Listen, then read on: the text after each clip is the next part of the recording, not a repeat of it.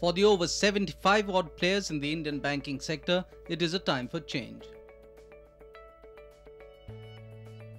Restructuring and redefining business strategies today seems to be the favorite buzzword within banking circles. The metamorphosis is evident. Gone are the days when customers had to stand for hours in long queues to conduct simple banking transactions.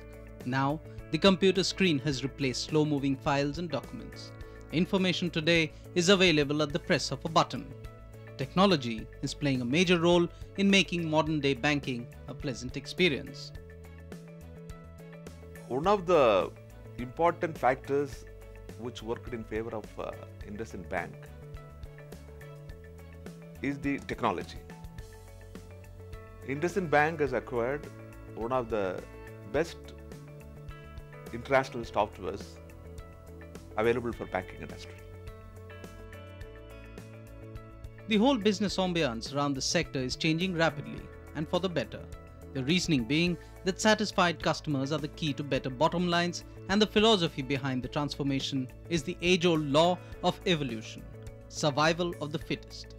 Banks like IndusInd Bank, a comparatively new entrant in the field, has not only survived the first round of post-liberalization competition, but also managed to bolster their balance sheets.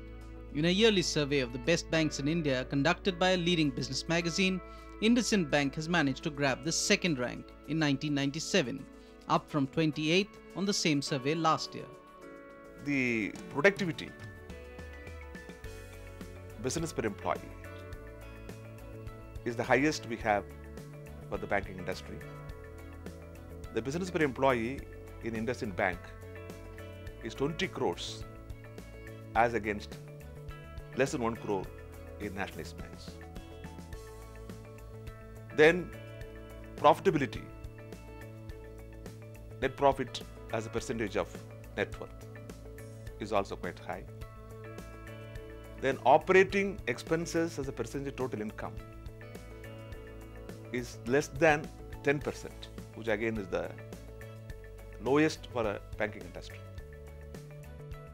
With the recommendations made this week in favor of full capital convertibility by the year 2000 by Tarapure Committee appointed by the RBI, it is going to be a beginning of yet another phase for the Indian banking sector. The hedging products which are available abroad will come to India. Options, swaps, futures, and those hedging products. And this could be made available by the bank system in the country. Then the